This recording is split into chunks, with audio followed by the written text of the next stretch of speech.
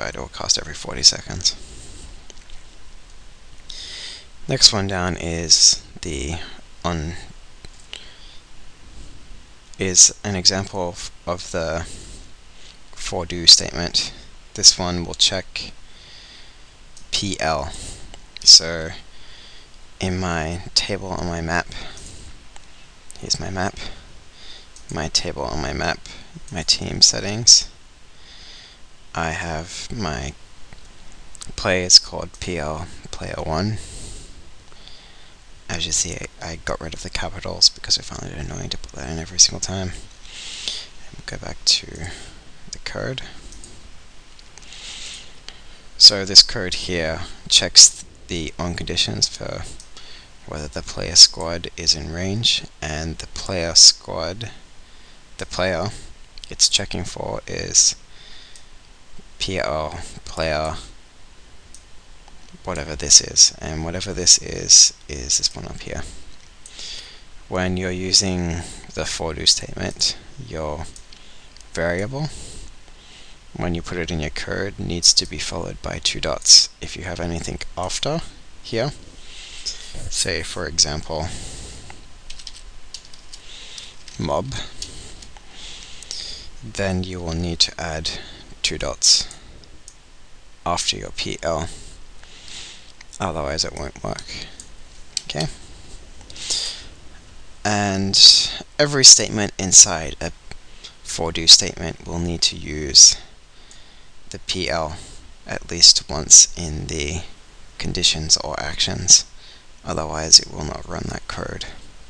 So you can't, for example, chuck in this section of code here inside the above for do statement, because it does not use the PL variable. Okay? Remember when you do your for do statements to close it with an end. Again, otherwise it will not run and you'll get an error. Here is an example of my state statement and my on interval statement.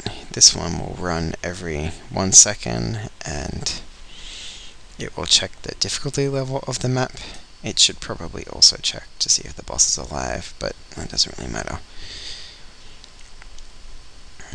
And every second that it's in the expert difficulty, it will add 1% health to the boss. Pretty simple. It's a nice way to up the difficulty on a boss. Next one up is the on one time event. You'll notice here I have 0 conditions. This sort of statement you use for setting variables at the start of your map. If it has 0 conditions, then it will run at the very start of the map.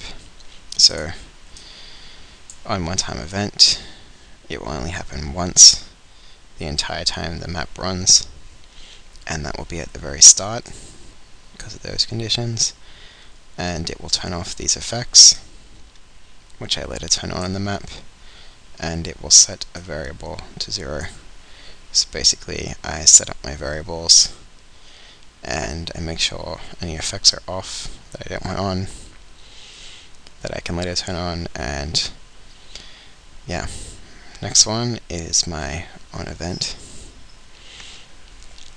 I did cut out a little bit of this code because it was a little complex for an example, but I'll explain this little section here. For this one,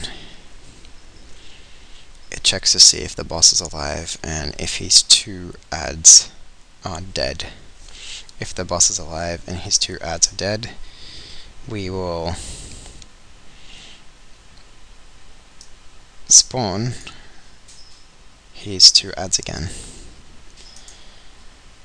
You can just ignore this little section here. That's basically a variable of what card to play. And this one down here, it just checks to see if the timer has run or restarts the timer. I originally had a check to see if the timer had passed a certain amount of time, so it would spawn the ads every X amount of seconds, so you had time between ads. Yeah, that basically covers the scripting.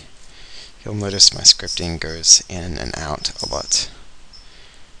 I'll explain why I do that. Okay, here we'll go with this one. State will start on the base on the far left of your document, and then you need to tab in every time you move up a level in your code. So your statements will be one in, and then you need to tab in for your conditions, and then if we put a condition in here, we would tab it across one to here for the opening of that condition, which can't think of an example, so we'll just grab one from over here. Grab that. You tab in your condition, as you can see here, and then open your bracket, and then you need to tab in your next two parts, or three parts. This just basically makes it nice and easy to read, and that way people can follow your code easier, and you can follow your own code easier.